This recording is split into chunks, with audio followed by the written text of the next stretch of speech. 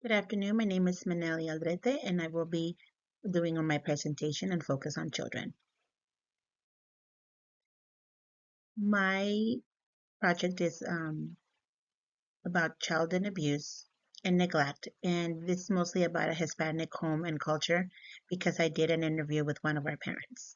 So it's mostly about what she experienced. We, as a mandated reporter, we go by the Code of Ethical Conduct. So this is basically some guidelines that we have to be responsible for that we actually follow.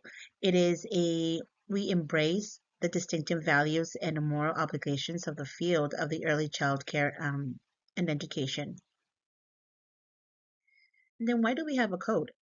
The reason that we have a code is because depending on the organization or philosophy of the program, we have to, we do encounter problems or conflicted obligations, and we have to make sure that we do what's fair, right, and just, and we use these guidelines to make sure that we make the right decision.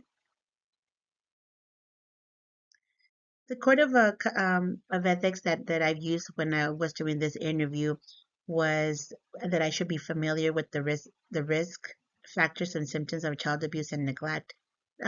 Because of my project, that's what I'm doing. I have to make sure that if I see any type of abuse or I suspect any type of abuse, I do have an professional obligation to report that, and then also to the right agency. Anything that has to do that endangers the health and safety or well-being of the child or the family. These are the type of ethics that I actually use. There's a list. But the open communication with one of the parents is one of the ethics that we have to embrace, and just having privacy and confidentiality, and just letting them know that we are mandated reporters. It gives us like a safe place for them to come to us to let us know if they need any type of if a need. But also we have to another ethic as a professional ethics is like we have to be respectful in the interaction, and we have active listening and follow-ups. For example, if they have a complaint or anything, just to make sure that we follow through, just to make sure that that the problem was solved. What is child abuse and neglect? Is the most basic form of child abuse and neglect is defined under the federal law is any recent act or failure to act which results in death, serious physical or emotional harm, sexual abuse, or exploitation of a child. An act of failure to act which presents an imminent risk of serious harm to a child. What are the different types of child abuse? There's physical, there's emotional, there's sexual, there's medical, there's child neglect. These are the types, and there's, a little bit more, but also these are the main ones. Now, here's one that it's kind of like it has to be with their culture, and it has sort of like a thin line. Is spanking child abuse? So if there's any type of resulting of bruises or swelling or broken skin, depending on your state laws, they vary. It could be most likely child abuse. So what they say about child abuse, this is when you do the spanking, it actually gives the children low self-esteem and low academic performance, and it actually the family relationships. So spanking is child abuse if it actually breaks the skin, if it has a swelling, or it breaks it. Now, some of the behaviors indicators that we as teachers we have to look for are just those behavior changes. For example, the child that becomes very clingy, displaying obsessive behavior, frequently absent from school, any kind of a self-soothing behaviors that may not be age appropriate, sudden changes of behavior, poor hygiene, uh, constantly being underweight or losing a lot of weight, hungry, begging for food. Another untreated medical issues. It also, for example, like low self-esteem, poor relationship with peers, changes in school performance, lack of friends, or malnourishment. This is some of the observations that we look for. Of course, there's many. There could be a lot of things that could play in hand, but not most of the time. They cannot all be child abuse. But that's why it's important to report it, and the appropriate agencies will be able to decide if there was any type of abuse or if there's something else, that maybe it's just a family that are lacking some kind of resources, and we be able to assist them with those. A lot of the thing, for example, a lot of the key aspects of child abuse, we have to make sure as teachers that we learn the process of reporting. We have to do trainings, and we have to also know our local resources and support the system of children and families. We have to recognize the signs and deviations from typical behavior, and also learn the different forms of child abuse. What do you do? So what you do is basically we have a statewide toll-free number. It is a 1-888-767-2445. This is the enforcement office, DCS, where you report any suspicion of any type of child abuse. They have professionals, and you will be questioned specific questions about the incident, or what your suspicions. Um, so just call this number, and then they'll guide you with it as well. So I did my interview. Let's call her Ms. Hernandez. She is a mother of four. She's originally from Michoacan, Mexico. She did live with both parents, and she's the oldest of five. Ms. Hernandez, I talked about, I won't say specific details. My interview was in Spanish. Her father was a mechanic. He was very authoritarian. He was the person that made the decisions of yes or no, and he would always suggest the type of punishment that a child or his children would have, depending on on the behavior of what they did. The mother was a stay-at-home mom. She was submissive. She did suffer physical, emotional, psychological, and social and self-esteem abuse. Now that she learns, she knows that she went through that. But when she was younger and growing up, she thought it was it was normal. She thought it was normal, but deep inside, she felt that it wasn't. She felt that it wasn't right. She just didn't want to. She felt very unsafe at her home, and now that she is learning, and she's a mother, she wants to do something different. She wants to provide unconditional love, emotional, stable, strong family bonding. She wants to learn. She wants to break the pattern. She wants to make her own choices. She wants to build a safe home. Also, her parenting styles, that she says that it taught her how a lot of things, and educators that she attended trainings. For example, this is her fourth child um, going to Head Start. So she has been a Head Start parent for a couple of years, and she attended trainings. She remembers going to the Creighton district. They used to have this thing in the morning called cafecito. It is basically where the parents will go in and drink some coffee and talk about just family issues, or talk about the resources out there for them. Um, she would be engaged with the community, and also like with the activities that had to do with her child. She was also a volunteer. She did active parenting. She would ask questions about when there was any disciplinary or any behavior questions about her children. She would ask the teachers and how she can assist her child.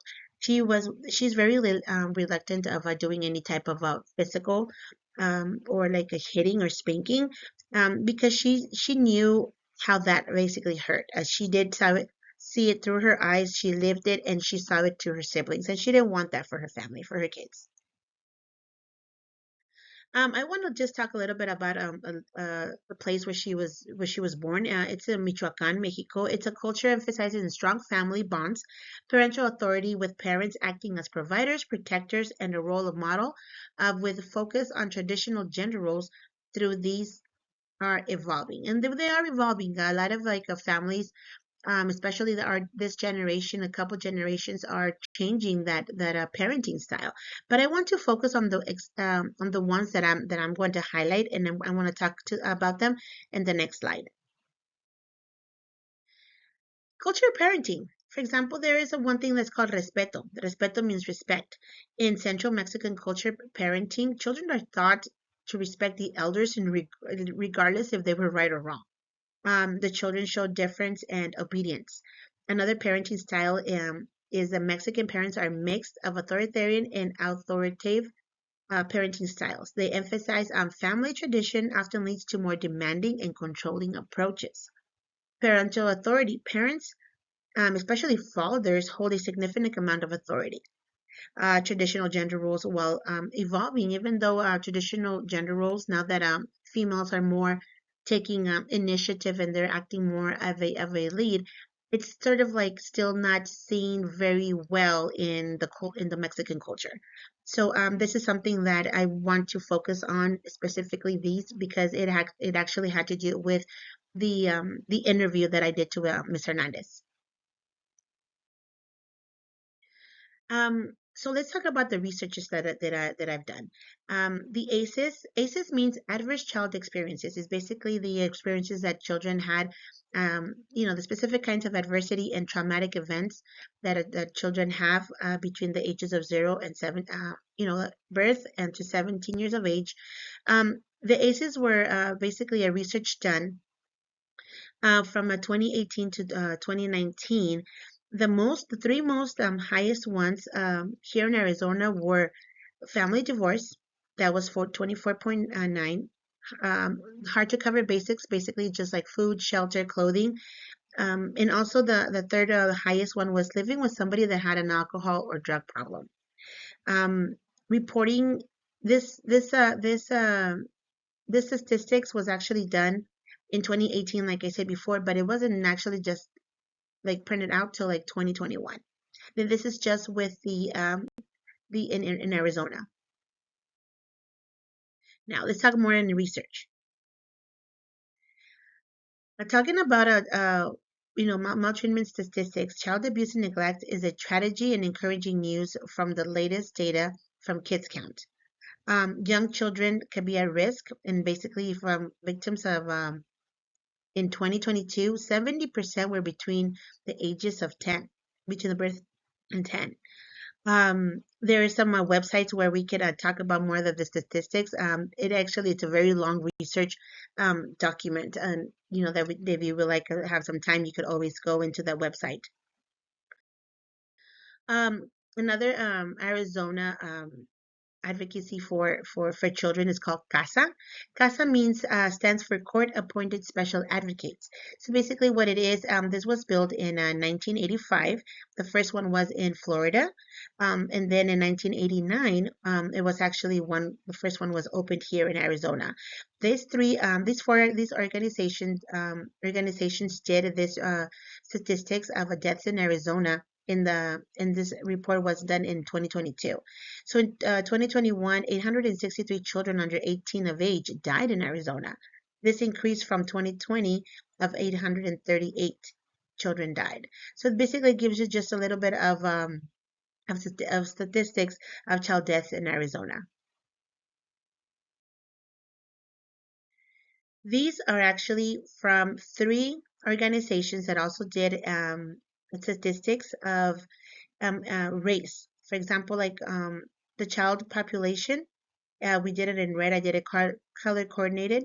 Child in care, the purple, and CASA volunteers. These are basically the people that, not the people, but the researchers that did the statistics. It was saying that 1% of like the child abuse, the 1% of the children were actually they were Asian, the child abuse. Neglect was 477, and physical abuse was 161, and sexual abuse was 37. This is basically, it's just a report. They're just comparing like the ethnic backgrounds in Arizona and the type of abuse. The severity of the problem is basically nationwide and even the worldwide. For example, let's just focus on the ones that are highlighted. 4.276 million children are maltreated in referral, and then just like reports that were just given in 2022. Can you imagine the number that could be probably higher for those children that were not reported. And as you can see, there is a lot of things. It might 89% of the victims are maltreated by one or both parents. So it's usually the high number is of a family member. Now, the highest rate of child abuse in children is basically under the age of 1. It is 22.2 per 1,000 children. They suffer a lot of severity of the child abuse. One of the statistics that I saw that kind of surprised me was the boys had a higher child fatality than the girls. This was in also talking about the child abuse. 59,044 children are sexually abused. And the victims, we don't really talk about it, but children that are being sexually abused also have to do with sex trafficking. It's something that we don't really talk about in our program, but it does lead to these type of organizations of sex trafficking. Now, 50 to 60% of maltreatment fatalities are not recorded in the death certificates. Can you imagine how many children have actually like deceased or from the child abuse and not being like reported and recorded that how they died. So this is just 50 to 60%, which is, most than half. The the child abuse crosses social, economic, and education levels, religions, and ethnic and cultural groups. So it doesn't matter if you're Hispanic, if you're Asian, if you're from the East or from like anywhere of the country. It just child abuse crosses everything. But the statistics also show that children who experience child abuse and neglect are approximately 9 times more likely to become involved in a criminal activity. Now let's go back to our interview. This, that we were talking about to see if for example, my Miss Hernandez, she lived through some type of like the abuse. She did it wasn't no sexual, but it was more like a psychological because of the cultural the culture preferences of like her family. If it goes away, what we're saying is like there's not specific research that says that that that children that actually grew with a abusive parents actually grow out of it. And a lot of the research do state that they become they become abusive themselves. They become the abuser themselves, and not only that, but they become a higher risk as well.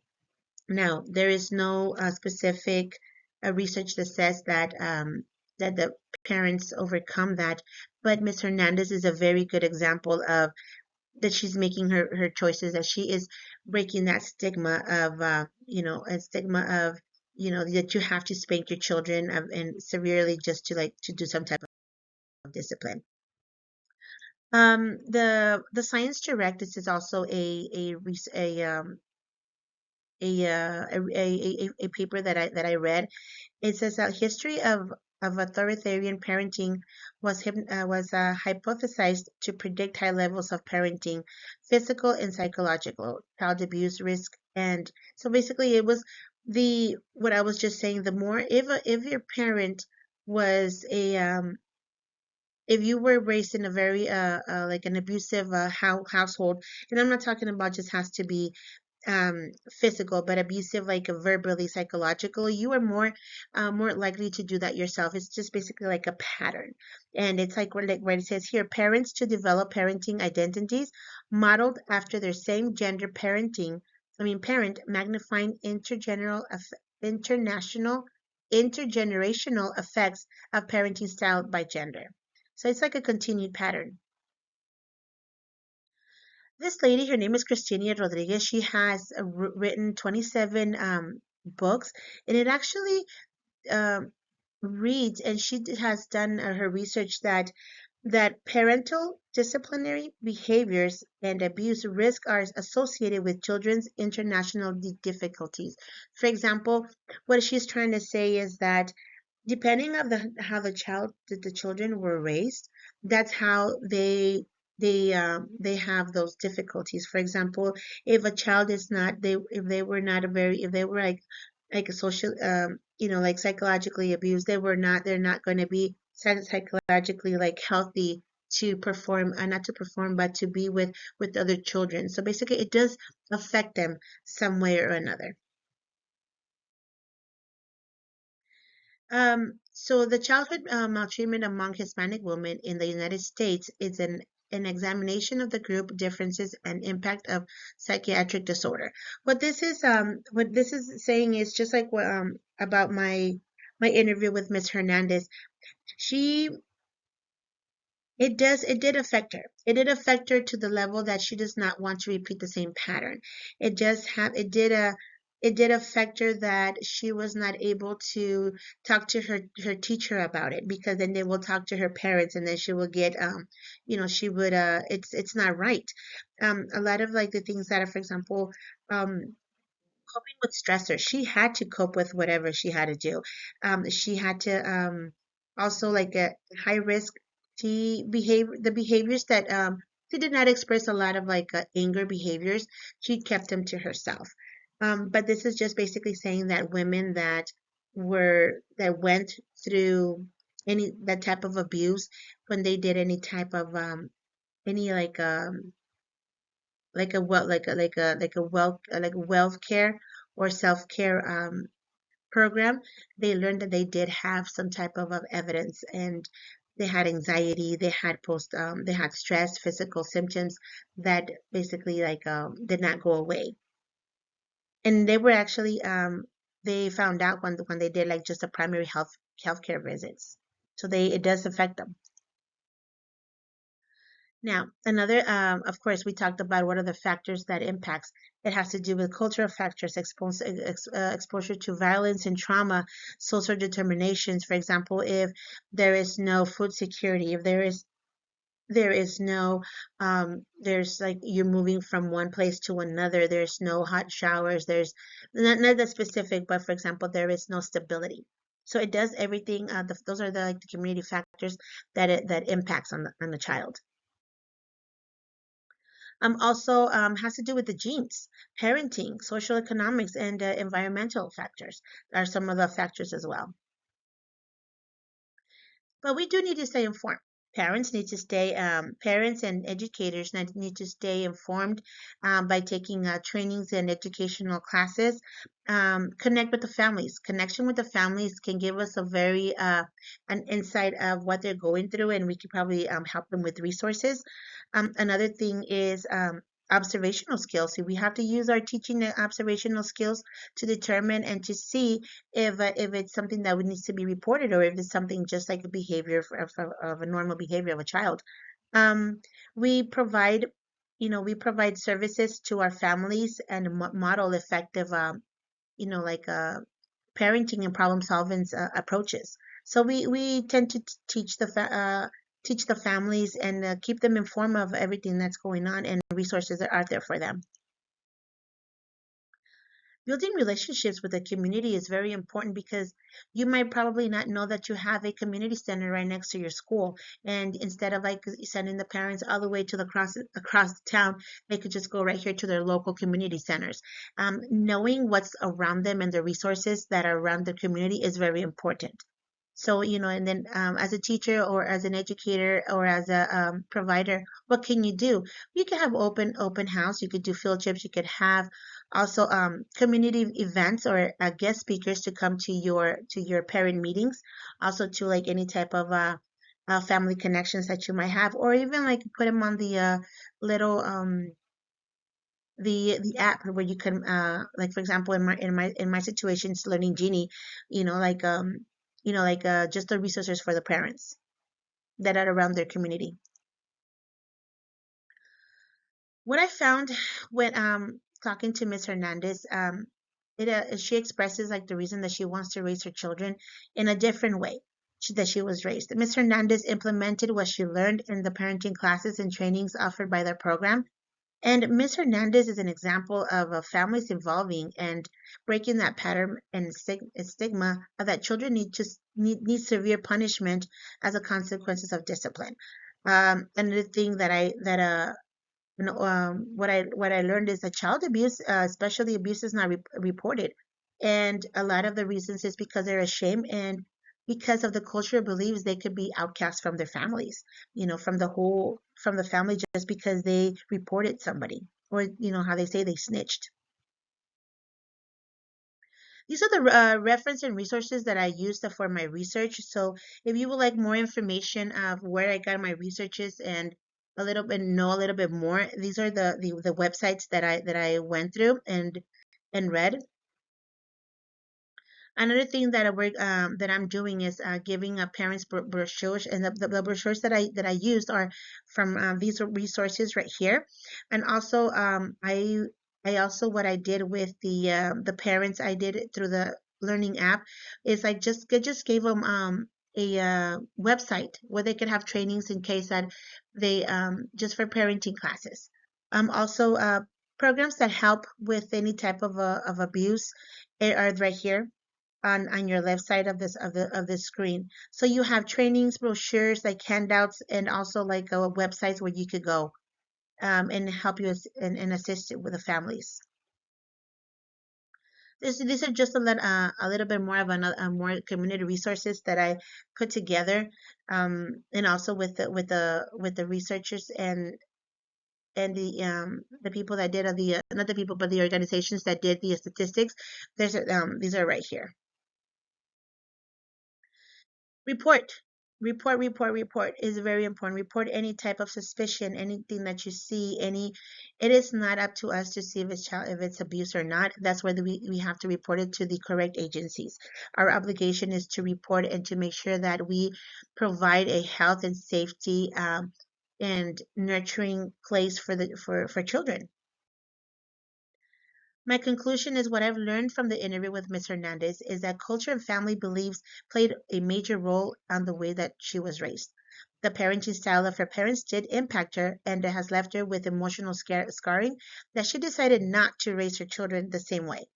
Education, building community bridges, resources, and constant outreach for our families for our families can assist seeing a different way of parenting techniques to build stronger families.